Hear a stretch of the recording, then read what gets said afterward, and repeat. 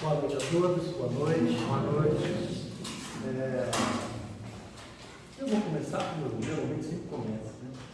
Falando, as pessoas que aqui já estão há bastante tempo já sabem que ao longo do ano a gente corre todo o Evangelho, capítulo a capítulo, com algumas exceções em datas marcantes. E hoje nós vamos conversar sobre, se botar de cabeça para baixo fica mais difícil, bem-aventurados aqueles que têm puro coração. E aí eu vou terminar essas palavras de Jesus, porquanto verão a Deus. E vocês vão ver por que eu vou terminar ela. Apesar de um tema propriamente dito ser da verdadeira pureza. Então vamos falar alguma coisa hoje que, para ser completamente sincero, não tem ninguém nesse planeta nosso que seja verdadeiramente puro. Todo mundo sabe disso, afinal de contas basta olhar para a gente próprio, olhar para o nosso irmão do lado. Não temos ninguém verdadeiramente puro. E eu vou tentar explicar por quê. Mas antes disso, vamos tentar formar um raciocínio. Jesus, ao longo do tempo, ele falou, não para os hebreus, muita gente acha que ele falou para o corpo, né? Para aqueles que estavam encarnados naquele momento. Ele não falou para aqueles que estavam encarnados, ele usou as palavras com eles, porque eles também estavam encarnados. Mas todo o ensino dele visava o espírito imortal e principalmente o futuro. Porque se nós nos colocarmos naquela época de Jesus, muito do que entendemos hoje, naquela época não entenderíamos. Faltaria ainda a ciência nos dizer uma série de coisas para que a gente pudesse realmente entender o que Jesus dizia. E como ele usou sempre coisas corriqueiras do dia a dia do povo hebreu, algumas dessas parábolas ficaram meio assim, sem o seu entendimento real. Isso, o próprio Espiritismo, ao longo do tempo, quando veio nos dar realmente uma nova visão de todas essas parábolas. Essa é uma das imensas belezas da própria doutrina, né? É porque ela demonstra coisas que eu, como católico, que fui cristão, que fui católico, apostólico, romano, eu acho que a maioria, ou católico ou protestante, não conseguia entender das palavras de Jesus. As palavras de Jesus ficavam meio perdidas, eu vou dizer assim, meio sem sentido. E muitas vezes, quando a gente perguntava, né, vinha aquela velha história: esse é o mistério da fé. Ou seja, não pergunta não, que a gente também não sabe, né? Mas de qualquer forma, ao longo do tempo, ele falou da pureza em 3 parábolas. A primeira foi a parábola das crianças, a segunda a parábola das mãos lavadas, e a terceira foi pecado por pensamento adultério. Eu vou tentar falar dessas 3 parábolas rapidamente para que a gente possa entender o caminho. Então, a primeira parábola das crianças, todo mundo sabe, né? Jesus estava parado, conversando com um monte de gente. Logicamente, havia um círculo em torno dele, e logo alguns pais, querendo que seus filhos fossem abençoados, ou que tivesse aquele encontro com Jesus, e o empurrando as crianças para frente. Você vai lá, vai, né? O que toda mãe faz? Vai, né? Vai lá, né? E quando as crianças chegavam ali na frente, os apóstolos ficavam aborrecidos e falavam, como diz na palavra de Jesus, falavam palavras ásperas, né? Eu imagino, sai, né? Ou seja, em suma, Jesus estava pregando e eles queriam evitar aquela aglomeração em torno dele para que ele pudesse manter a pregação dele. E essa para e fala assim: deixai vir as minhas criancinhas, porque o reino dos céus é para aqueles que lhes assemelham. É interessante porque ele não fala assim, o reino dos céus é das crianças, não. Ele fala, o reino dos céus é para aqueles que lhes assemelham. Quer dizer, o que assemelha? Parecer, né? Aqueles que parecem crianças. Mas parecem crianças por quê? Por quê? Porque a criança, ela tem uma característica inerente que é, primeiro, é a simplicidade. Já viu uma criança vendo qualquer coisa pela primeira vez, ela olha para aquilo e fala assim, e por que isso é assim? Por que aquilo é assim? Por que ele está querendo sempre saber, e quando ele quer saber, ele se coloca numa posição de humildade? Eu não sei. Mãe, por que isso é isso? Por que isso é isso? Por que aquilo acontece aquilo? É uma posição de humildade e de simplicidade. Já viram alguma criança brigar? E olha, quem tem filhos aqui há um pouco mais tempo, já conhece dessas histórias. Duas crianças brigam, dois pais se metem, duas crianças 10 minutos depois estão batendo papo e dois pais passam 20 anos sem se falar. Todo mundo já deve ter ouvido um fato desse, né? Então, isso é uma realidade. A criança, a vida para ela é muito simples. É simples de ser resolvida. É fácil dela entender o outro de uma forma muito natural. Então, Jesus fez da criança esse emblema da pureza, simplicidade e humildade. Mas se Jesus não falava para os corpos, ele falava para o espírito imortal, aonde estaria essa simplicidade e essa humildade para o mundo imortal? A simplicidade, a gente tem que entender assim, a infância, a época de infância, é uma espécie de recomeço para o espírito. Mas então, por quê? Quando você o ser ainda está na fase de infância, ele ainda não conseguiu se assenhorar de todas aquelas mazelas que todos nós temos de diversas encarnações passadas. Ou alguém aqui acha que virou um espírito puro? Não adianta. Nós carregamos conosco diversas marcas no nosso espírito e no nosso perispírito, fruto de, sei lá, quantos erros cometemos ao longo de não sei quantas encarnações, e isso fica arquivado conosco, o espírito imortal.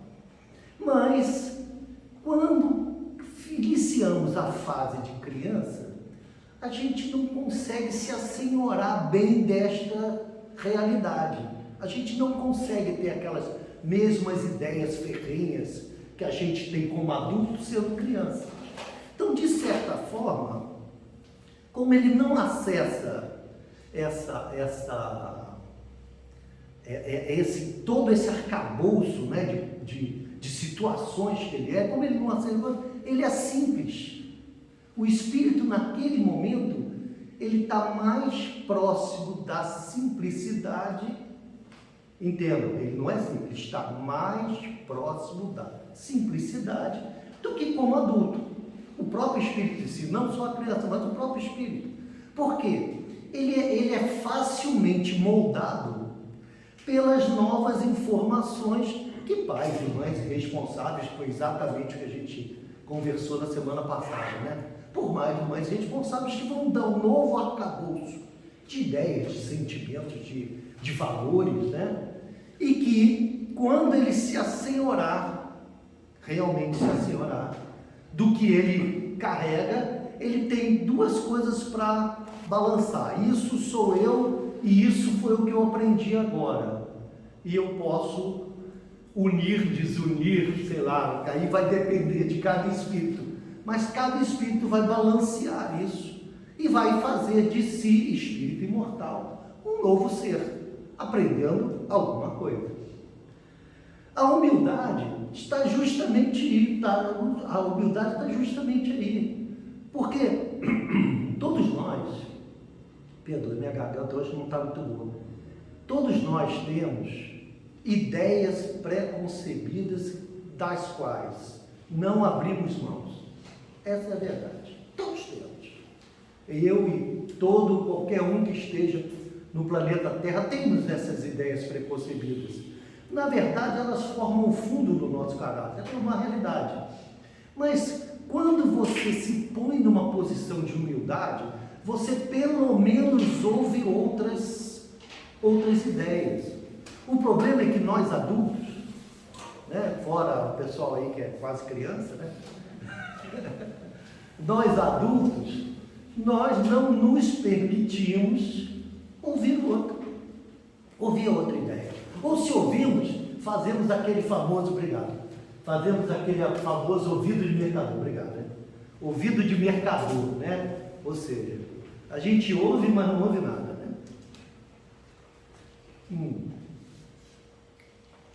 E aí, eles conseguem, através desse sistema, eles conseguem, contrariando até as ideias que eles tinham preconcebidas, que eles trouxeram de diversas encarnações, conseguem evoluir. Ficou clara essa primeira parábola? Por que Jesus coloca a criança, né, com simplicidade e humildade, que são realmente os dois antagônicos ao orgulho e egoísmo? Então ele diz assim, ó, se você não fizer o reino de Deus, lembra, onde é que está o reino de Deus? Então, se você não aceitar o reino de Deus, ou seja, se você não fizer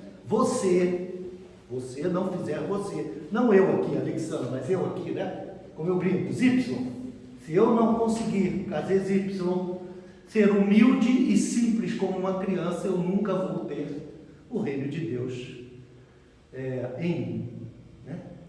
E logo depois vem uma segunda parábola, quando ele fala das mãos não lavadas. Essa parábola é interessante, né?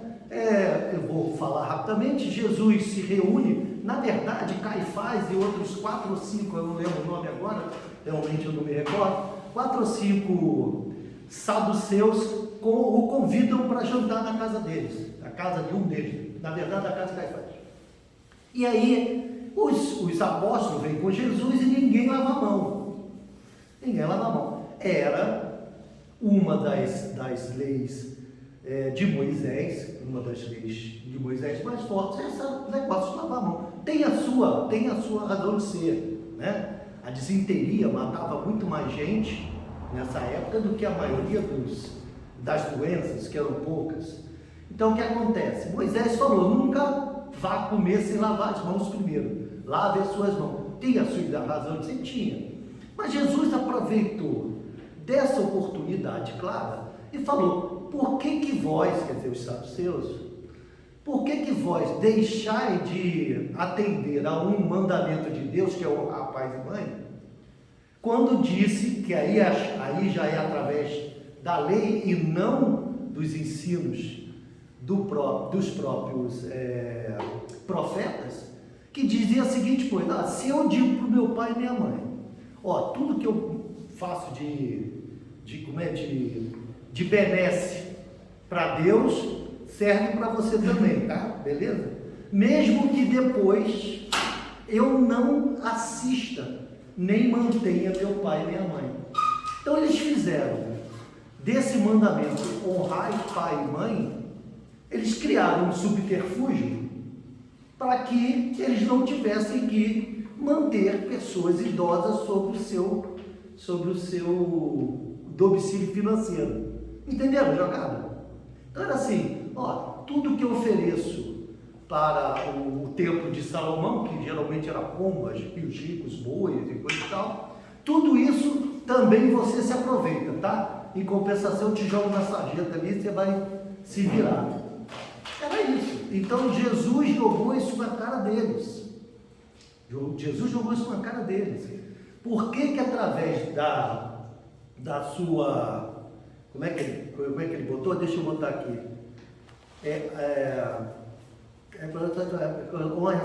Torna inútil vossa tradição, essa é a palavra, não está bom. Eles fizeram da tradição de lavar a mão uma coisa mais importante do que realmente ter bom por dentro. E Jesus, ao final disso tudo, primeiro joga na cara deles, né? Como é que vocês pegam um mandamento, que é um dos mandamentos, honrar pai e mãe, né? E criam uma leizinha para dar uma burlada nisso. E agora você vem me dizer que não lava a mão. E ele fala, em verdade vos digo, que não é o que entra na boca do homem que compusca o homem, o que ele usa compusca, né, que traz mal ao homem, e sim o que sai da boca do homem, porque provém do coração. Aí a gente tem que entender um negocinho. O coração, nessa época, era colocado como sede da alma. Então, se acreditava, os antigos sempre acreditaram que era a sede da alma, o coração, onde ficavam os pensamentos e os sentimentos. Hoje a gente coloca em dois lugares, né? A gente bota geralmente o pensamento direcionado na cabeça e o sentimento no coração, né? Na época era tudo junto num lugar só. E aí, quando ele diz isso, o que é que ele prova? Ele prova claramente que o que você emite é o que você é.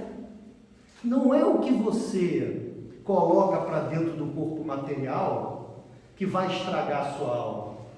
Mas é a sua alma estragar, a palavra é meio forte, né? Mas é a sua alma ignorante, com falta de conhecimento, que vai estragar a vida dos outros, que vai trazer problema à vida dos outros.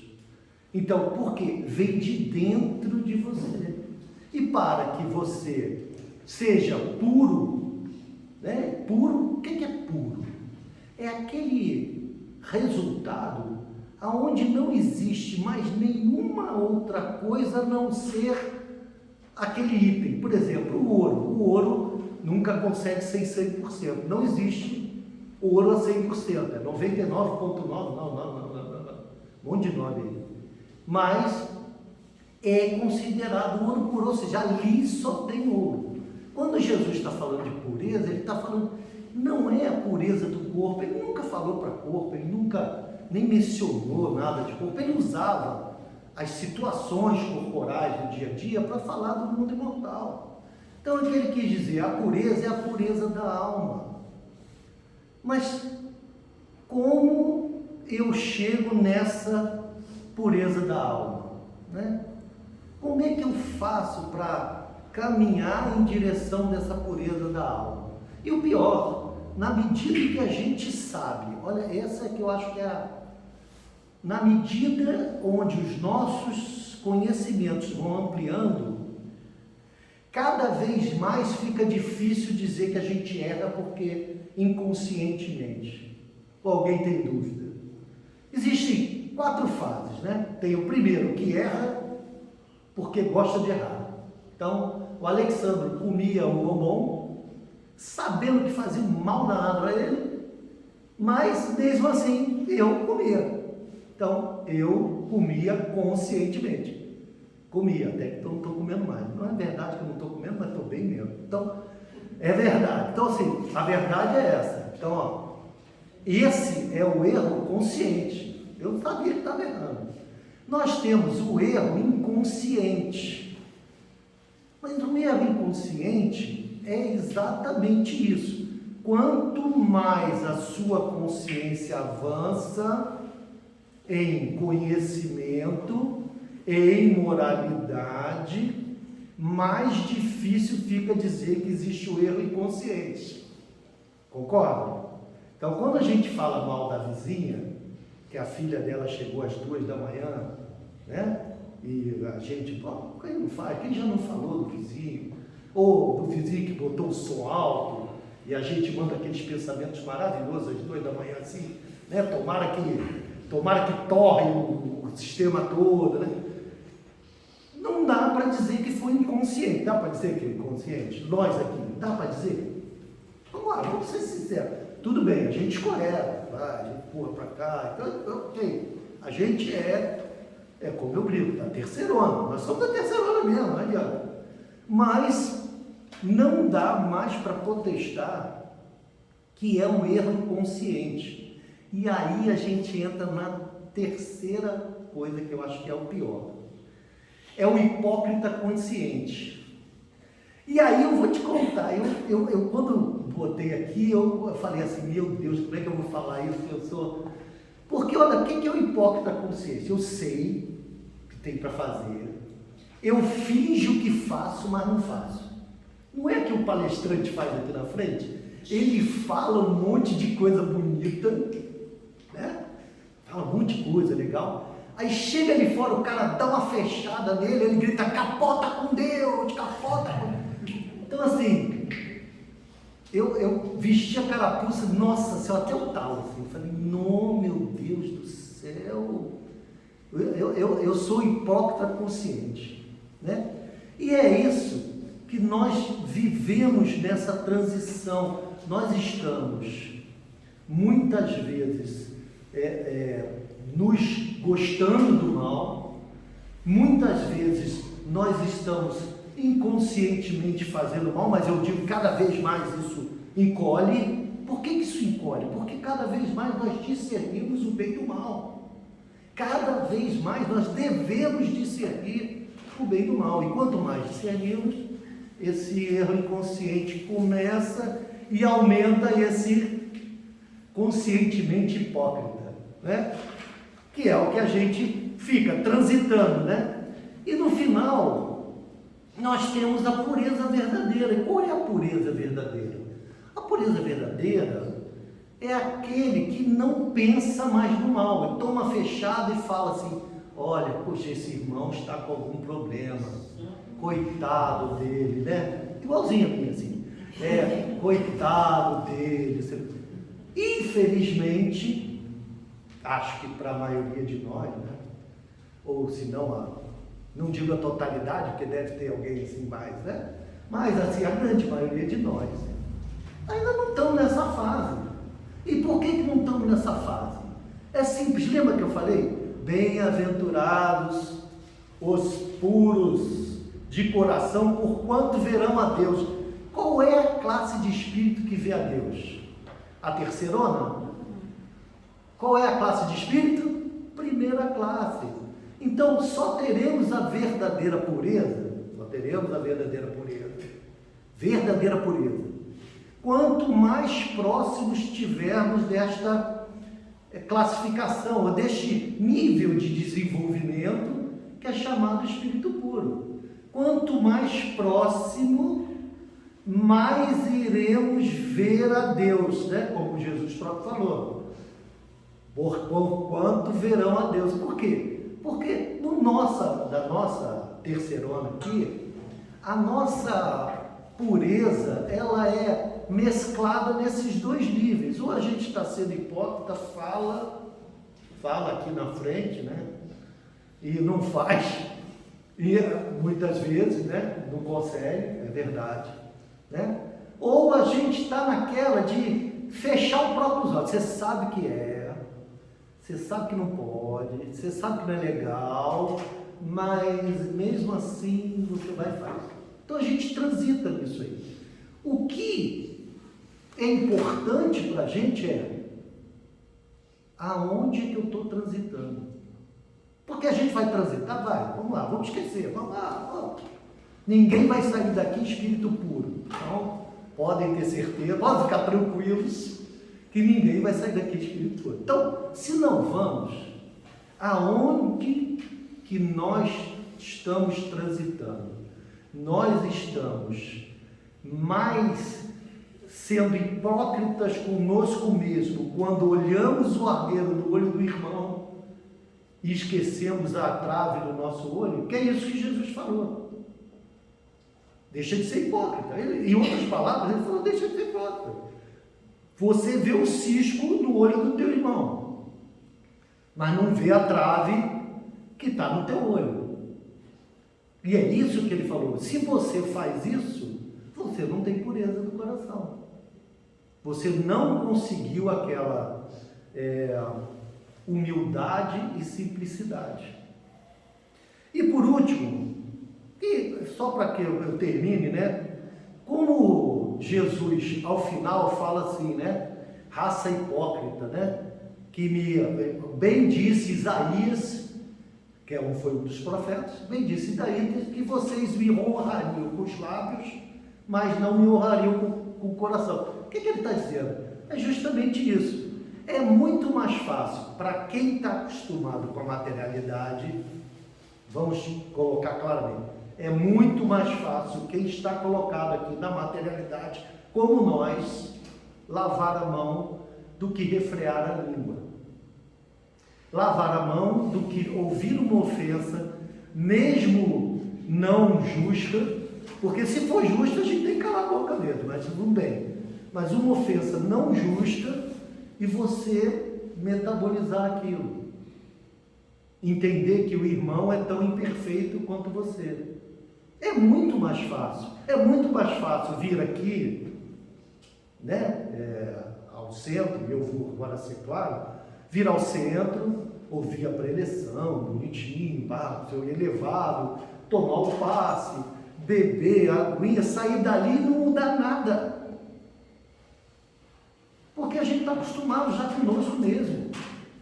Ou tem dúvida que a gente já está acostumado conosco mesmo? Nós já estamos acostumados conosco mesmo.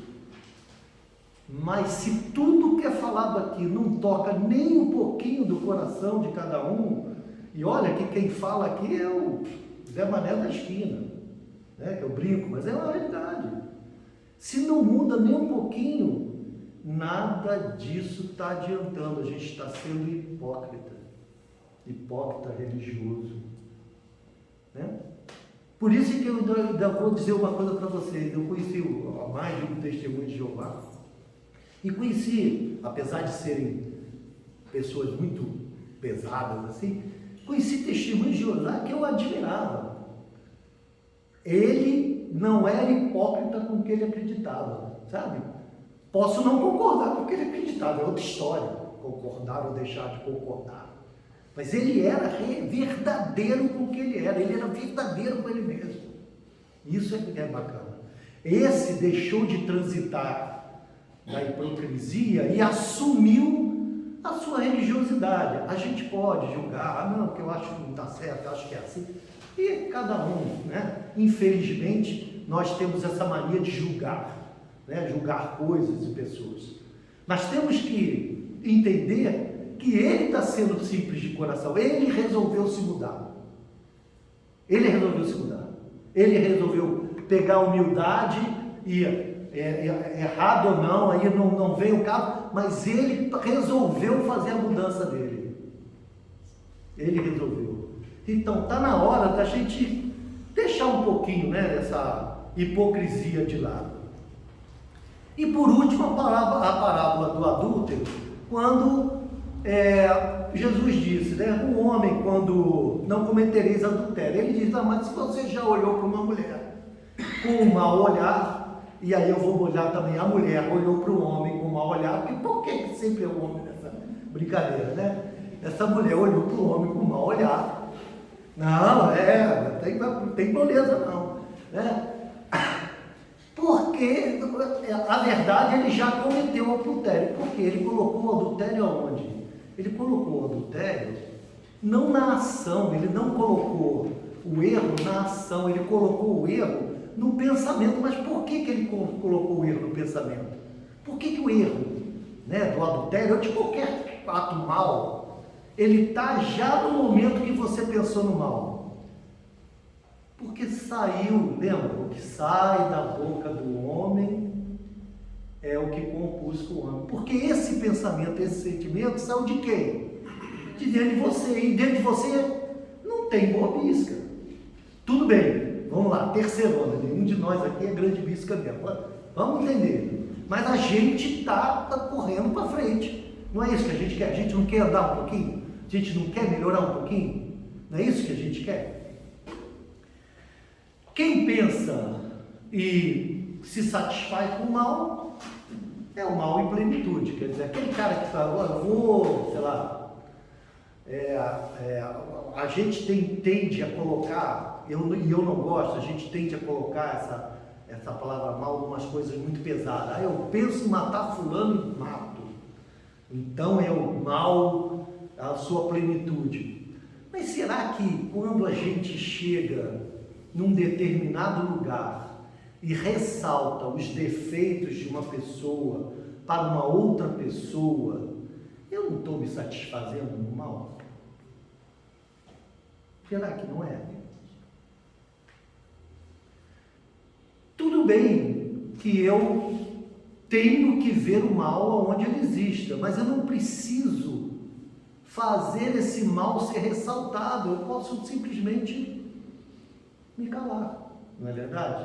Mas quando eu vou para a casa para manicure, manicure, não tem coisa melhor para saber fofoca da vida do que negócio de manicure. E olha que eu nunca fiz a unha, hein? Então assim, mas olha só, é verdade, verdade. Aí, moral da história, quando alguém ali conta uma história e aquela história se espalha, ela não está se comprazendo no mal, ela não está se satisfazendo no mal. Não é verdade? Não é real isso? Lógico, é um mal menor, não estou arriscando a vida, mas esse de matar, eu acho que a gente não está mais nessa fase, eu já falei isso.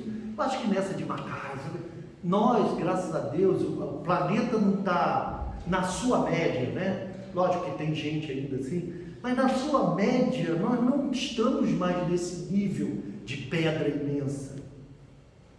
Nós estamos mais no nível das pedras pequenas. É que fala mal, é como diz, capota com Deus, né? Capota com Deus, né? São essas pedras que ainda nos trazem problema. Depois tem aquele pensa no mal e o repele. É essa que nós temos que evitar a hipocrisia e manter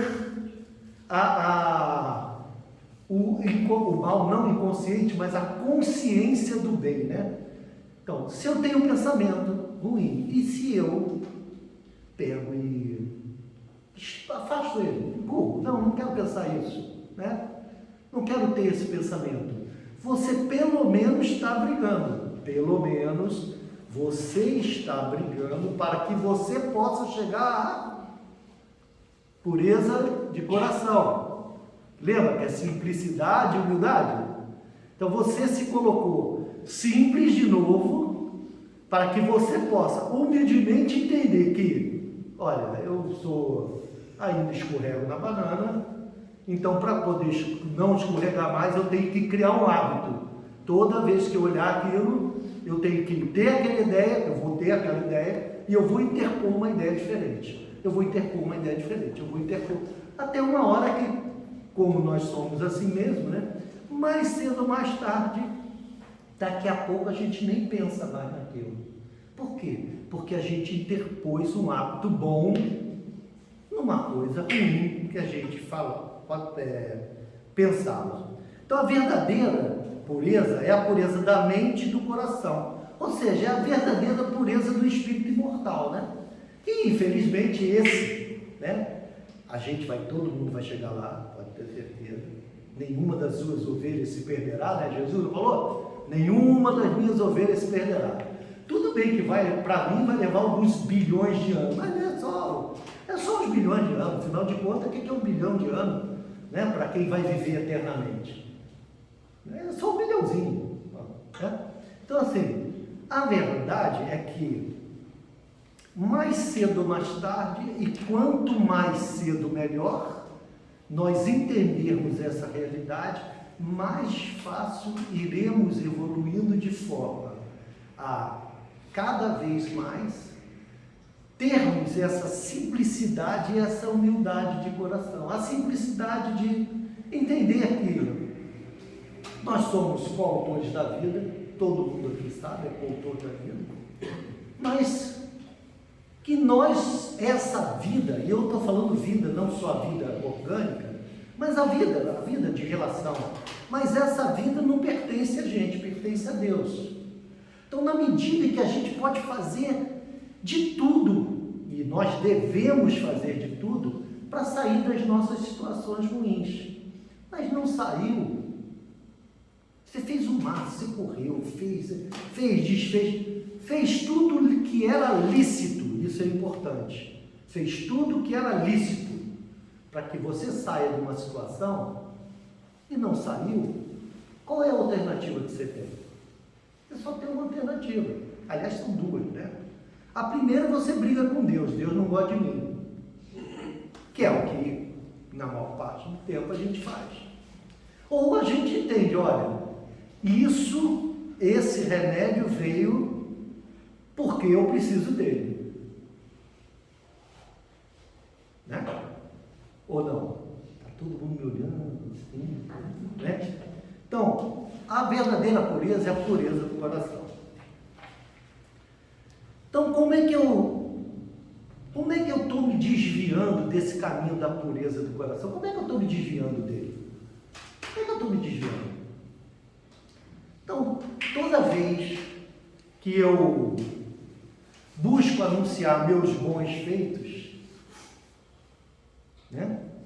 Olha, fiz uma palestra essa semana, arrebentei, olha, estava bom demais.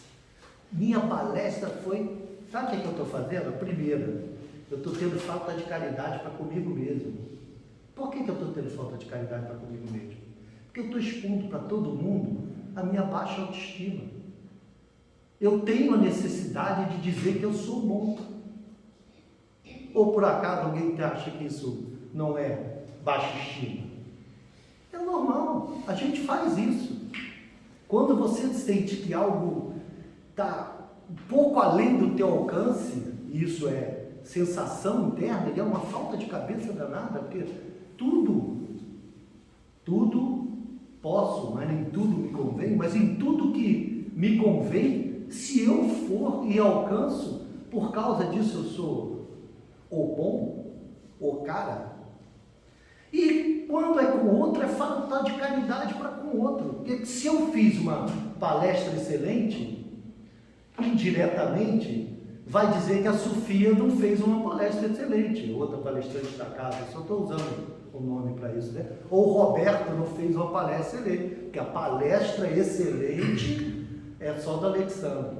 Tudo bem que é verdade, mas não, brincadeira. Mas de qualquer forma, isso, quando você faz uma coisa dessa, você está abandonando a sua pureza de coração. Eu tenho que fazer o meu melhor onde eu estiver. Fazer o meu melhor onde eu estiver. Essa é a grande, como é que eu vou dizer? A grande sacada da gente viver bem. Aonde você tiver, não interessa onde, ou família, ou trabalho, faça o que melhor você puder. Faça o que melhor você puder. Porque se você fizer isso, a sua consciência vai estar limpa o suficiente para dizer assim, eu fiz todo o possível. O resultado pertence a quem? O resultado pertence a Deus. Porque você pode fazer isso tudo e a coisa não acontecer. Não é verdade? Quantas vezes a gente faz um monte de coisa e a coisa não acontece? O resultado não te pertence. Agora, a sensação de ter feito tudo o que foi possível para que aquilo ocorresse, para que a sua vida melhorasse, para que a tua comunidade melhorasse, para que a tua família melhorasse, tudo isso faz você se sentir melhor, mesmo que o resultado seja não tão bom como você imagina. E como nós vamos fazer essa retomada da pureza? Ninguém consegue encontrar Deus se punindo. Uma das coisas que o Espiritismo deixa bem claro ninguém encontra o Deus dentro de si, que nós estamos falando, Deus não é fora, né? Encontra o Deus que existe em mim se eu me puno. Não adianta, como é que eu vou encontrar, se eu me puno, vou encontrar essa fonte maravilhosa de energia, de carinho, de amor dentro de mim? Como é que eu vou encontrar ela? Então, primeiro. Segundo, também não adianta voltar aos tempos de criancice, né? De meninice, aonde a gente tudo era fácil, tudo era assim. Como Jesus colocou na primeira palavra, não adianta. Nós não somos mais crianças, nem somos assim. Mas nós temos como voltar isso, através da conscientização, que é a ação da consciência. O que é a ação da consciência? Eu vou agir no bem, no belo, né? No bom, conscientemente, mesmo que naquele momento inicial eu não o deseje, porque, infelizmente, a gente ainda confunde muito o bom e o gostoso, como o Roberto coloca muito, mas é verdade, a gente confunde muito o que é bom para o espírito mortal e gostoso para o corpo físico. A gente confunde muito essas ideias, né? E eu até entendo, volto a dizer, nós somos da terceirona, a gente tem que entender o que a gente é, o que a gente é. Mas, a partir do momento que eu começo a entender as leis divinas, a lei de Deus, eu tenho a obrigação de usar a ação da minha consciência, a conscientização de que eu tenho que trabalhar no bom, no belo e no bem, para que eu possa realmente ir andando nessa direção da pureza de coração. E eu gostaria só de deixar umas perguntas, assim, que já que eu tenho 1 minuto, 2 minutos, pergunta que a gente deve se formular. Eu estava pensando nisso. O que eu tenho feito para edificar em mim o reino de Deus e no mundo? O que eu tenho feito? O que a gente tem feito? O que eu tenho feito? Eu tenho prestado atenção nas coisas que eu faço? Eu tenho buscado, na relação com o outro, pelo menos notar as coisas que para mim eu faço de ruim, ou as coisas que eu ainda não consigo fazer de boa, né? Qual é o meu empenho para identificar meu mal? Qual é o empenho? Quanto tempo do dia a gente gasta para, vendo uma coisa acontecer, parar e dizer assim, peraí, por que eu me senti assim, mal? Por que isso me deu raiva? Por que isso me deu vontade de chorar? Por quê? Né? Quanto tempo a gente gasta nisso? Né? Eu tenho tentado praticar a caridade, como Jesus falou, benevolência, indulgência, perdão. Eu tenho sido benevolente, feito o melhor para todo mundo, né? Eu tenho sido indulgente, sendo agredido eu não agrido. Eu tenho perdoado, ou seja, eu tenho agido, mesmo sabendo que outros podem vir ou me agredir, ou podem vir a me agredir, eu não vou trabalhar, não vou fazer nada baseado nisso. Eu vou fazer pelo bem deles.